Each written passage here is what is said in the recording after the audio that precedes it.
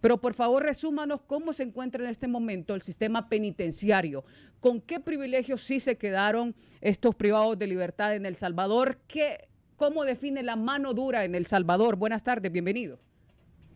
Sí, buenas tardes, un saludo desde El Salvador. El tema de las cárceles o los sistemas penitenciarios es un tema sumamente complejo, ¿verdad? Porque tiende en Latinoamérica a estar colapsado. Nosotros aquí en El Salvador, el presidente Bukele y sus funcionarios recibieron un sistema penitenciario colapsado, corrupto y en un desorden terrible. Se inició una sistematización de este sistema penitenciario, primero quitando aquellos elementos que se habían catalogado como corruptos. Hablamos de los agentes penitenciarios, fueron separados, ¿verdad? Se cambió también los directores de los diferentes centros penales que tenemos en nuestro país, porque algunos eran señalados de corrupción y se empezó a delimitar algunos privilegios que los internos tenían, como las visitas familiares, la visita de abogados para verles los casos. Algunos de ellos tenían incluso negocios dentro de los penales, tenían tiendas, vendían recargas de teléfonos, etcétera, etcétera. Todo eso fue eliminado y de manera sistemática fue cambiando el sistema. Se colocaron inhibidores de señales en cada uno de los centros penales, ahí no hay ningún tipo de señal telefónica, se hicieron pruebas con las diferentes compañías que hay en nuestro país y ninguna tiene señal, ¿verdad? Entonces eso garantizó que no hubieran comunicaciones ni hacia adentro, ni de adentro hacia afuera, ni viceversa.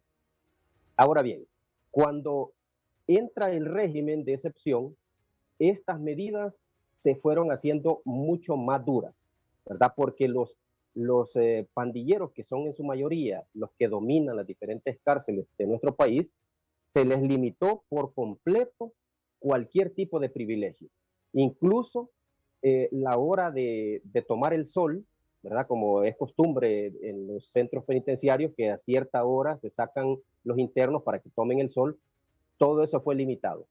En determinados momentos se mantuvo un encierro total del 100% de los internos en todos los centros penales. O sea, se mantuvo una emergencia por bastantes meses para que esta gente entienda que ellos no van a doblar el brazo de una sociedad que quiere vivir en paz, una sociedad que quiere vivir de manera honesta, y desde las cárceles los delincuentes no van a doblarle el brazo a esta sociedad. Ese es el mensaje que se empezó a mandar y se les trasladó de un penal a otro a los que dominaban o tenían grupos internamente, ¿verdad? Porque dentro de los penales hay sociedades que son dominadas por ciertos personajes y estos fueron separados y fueron enviados a diferentes penales y Sí. con niveles de Sí, separación o aislamiento mucho más fuertes. Entonces todo este esquema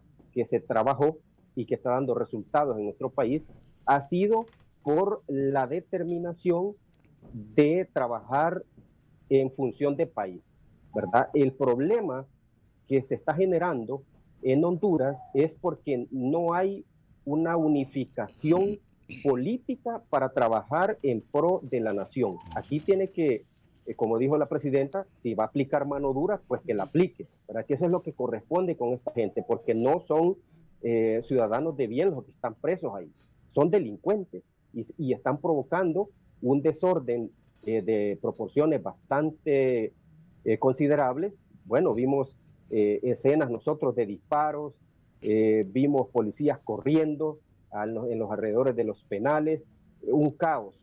Eso sí. no puede ser.